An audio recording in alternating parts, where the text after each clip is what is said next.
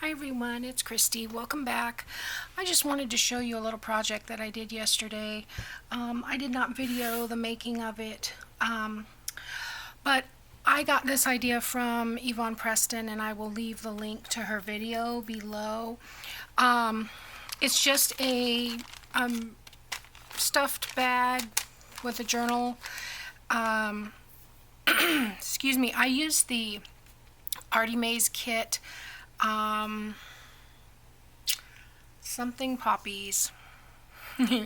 I will link it below, but it's the poppies kit, and I just love this kit, so I wanted to revisit it. I printed out one of everything. I printed out all the ephemera on cardstock, and I printed, the papers out. And I split everything in half, and I can get two of these out of the one kit. So what I've got in this one, this is just a regular paper bag, and I'm not sure if Yvonne used this, because now that I've done it, I think she either used a larger bag or she folded this up more, because I don't have much of a pocket down here. So it wasn't a tutorial, it was just a flip through that she did. Anyway, I made it work. So I've just put a piece of the poppy background paper. I think it's this one, the all over pattern. That's what's on the pocket here. I've glued this down, added one of the tags with a little piece of lace remnant that I have there. The Timeless Treasures is also from Artymaze, but I want to say it's a freebie on her Facebook page and maybe on her website. And so anyway, then I've run a piece of lace across the top. In the pocket, I've got a couple of banners with just some lace on top. There's 3 tickets. And like I said, I split everything in half. So half the ephemera is in this bag and half will be in the next one. Here's a couple of cute journaling cards. This is my favorite. I just love this.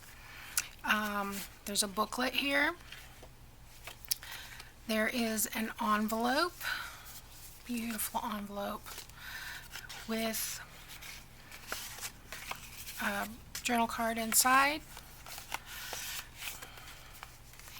And I have taken a smaller glassine bag and glued it here, and the main reason I did this was because I found that my ephemera was kind of heavy for this bag, and it was kind of leaning over, bending forward. So I went ahead and put the bag to just balance out the weight a little bit. So that's just glued down, so there's a pocket here and a pocket here. You could put more things inside. I've got a piece of ephemera, and I think this is one of Yvonne's off of her website. That I've just tucked back there, and then this is one of the tags from the kit. There were 2 pages that had 3 tags, so 3 of them are in this one and 3 of them will be in the next one. So I've just stuck that in there. These are some tabs. I did not put the tab on the journal, but whoever gets this will be able to add those where they want.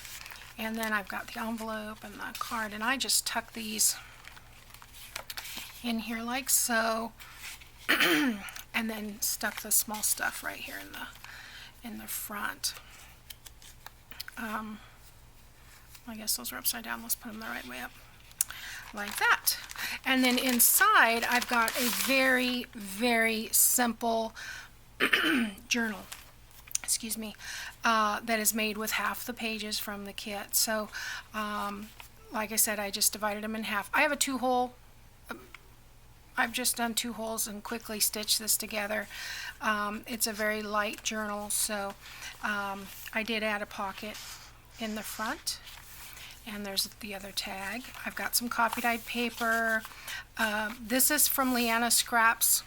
Those are printed. And then this, I believe, is the Grungy Music from Victoria Designs. This is from the Poppy kit. And another coffee dyed paper. Some grid paper, poppy, Leanna Scraps coffee dyed. I've got a piece of ledger, and then here's another pocket from the Poppies kit with another journal card. So I've left it pretty blank, what you call a semi-naked journal. It's the center, not a pretty page. another pocket with a journal card, the back of the ledger, coffee dyed, designer, the grid, coffee, a little fumbly today, another one of the poppy pages, the music page, coffee, and then there's another pocket here in the back with a tag, and all the tags are blank on the back for writing. So like I said, just a very small, like, you know, 20, I think 26 pages or something, but you know, it'll be nice to put all of this ephemera inside. So I'm going to kind of stagger that just a little bit like that, and then we have the bag that the journal can go. Actually, I think it probably should go in the back here, just like that. And there we go. So I thought I might make up a couple of these for my Christmas boutique, just maybe even as a giveaway. I think it would be a really nice giveaway. So it is August, and I've been wanting to do some paper bags. You know, the last thing that I made with paper bags was the little minis, and I got the idea for those from Creative Cafe girl Susie. And Susie is like the paper bag queen, in my opinion. So there's a couple of journals that I saw on her page. One of them is the clutch, or not so paper bag clutch, I think is what she called it. There's another one that's really grungy. I was thinking of maybe trying to do a paper bag traveler's notebook with just paper bags, because I've got all different kinds of paper bags.